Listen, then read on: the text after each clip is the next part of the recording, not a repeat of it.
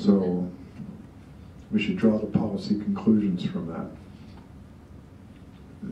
You laughed at my jokes, you get the quote. I have more of a comment to make. I have noticed in the last few months, I'm an entrepreneur, and I've noticed in the last few months that there are a number of venture capital firms that are U.S.-Chinese venture capital firms. And their shtick is that we will, now that you have a product that is close to commercialization, we will invest in you and you will license a firm in China. We will start a joint venture in China and build it there for the Chinese market, which is a really great way for the Chinese to benefit from all of the SBIR funding and all of the other funding to take it to commercialization. And then these small, desperate companies that have no negotiating leverage, that don't know how to do business, you take their technology over to China and you basically run the Chinese market until you get the chance to export back. So it's a scary prospect. It's a scary prospect that you will put yourself out of business by taking the short-term cash. That's problematic. So it's just a note. It's kind of odd. These people have really just gotten started the last year or so, but that seems to be a new shtick because there's 2 companies that have contacted one of the companies I'm working with that have this model.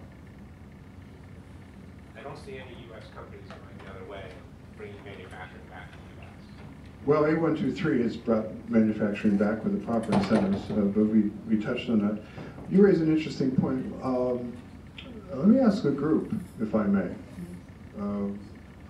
What do you think of this question? It's an interesting question. What do you think we should do, if anything?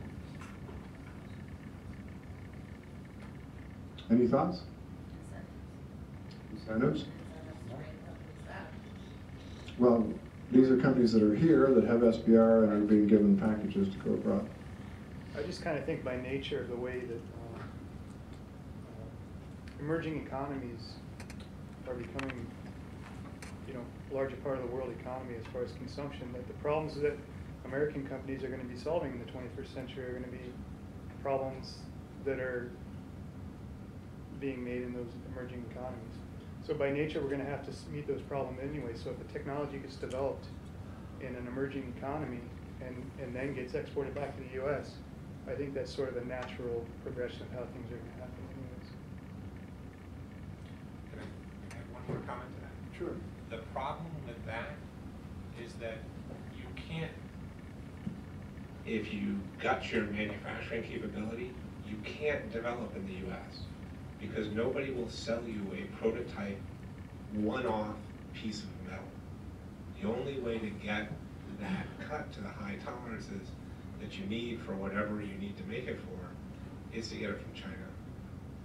Because we have exported the machine tools and all the very basic stuff in manufacturing, that if you are developing a product and you have a timeline that you're on, and you want to buy one of something, no one will sell it to you.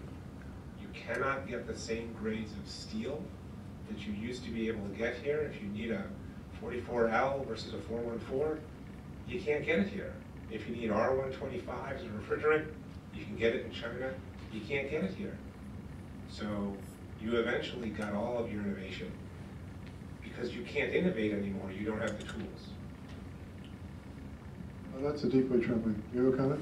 Yeah, I was wondering, would it be a good idea if you put in the requirement for SBIR that if manufacturing is done abroad, then SBIR takes a stake in the company? So that way you get to make use of the Chinese low-cost manufacturing, but the US innovation gains as well to get a stake in the company. It's an interesting approach. Are there other comments, thoughts? I mean, one advantage of SBIRs is if you keep applying, they can provide you with capital that makes it unnecessary to sell up. Keep in mind, it's not just, it may be more focused, but it's not just U.S.-Chinese venture firms. I mean, U.S. venture firms will work with you and be your best friend until you have your first hiccup, and then they'll sell you to the Chinese for $10 million in a minute. My understanding of the A123 story was that the venture capitalists wanted the company to manufacture in Asia. Right. The company did not, Right. because they were afraid they would lose the technology. Right. They subsequently did lose control of their IP and brought it back to the U.S. so they could control the manufacturing. That was the venture capitalist's fault. Well, yes, I mean, I agree with you. I think you're, in the A123 case, I think you're accurate. We do have a problem here, and that we've got a lot of inward flow of investment in the U.S. from sometimes from countries you might not think of, like India, as well as Japan and Germany, and those are extremely valuable assets. And some of them, not all of them, are good corporate citizens, do a lot of education and pay their taxes. Some of the East Asians do less of that. How you can anchor the technology here is to provide, I think, other options to the entrepreneur. But you know, it's not just the Chinese. Both the French and the Israelis have approached us on how to set up a program to partner with our firms. And the idea is that we'll invest billions of dollars in research. Just a few of those will be in firms that will invest millions of dollars to help develop. And at that point, then they're willing to collaborate with them for the greater good. And it may be that there is a positive outcome there, but it may also be a cherry-picking operation. I think it's a problem where there are asymmetries in the opening of the market. You know, you can do things. It's easier to acquire our technology in our firms than it is elsewhere. You know, a good recent case is Sanofi, that I like to call Sarkofi. The German company tried to buy Sanofi, which is a big French pharmaceutical, and because the European Union is a single market, the French government explained that that was an extremely bad idea and put a lot of money into Sanofi so that they couldn't be bought by the Germans. And then Sanofi just bought, I think it was Genentech, in a hostile takeover that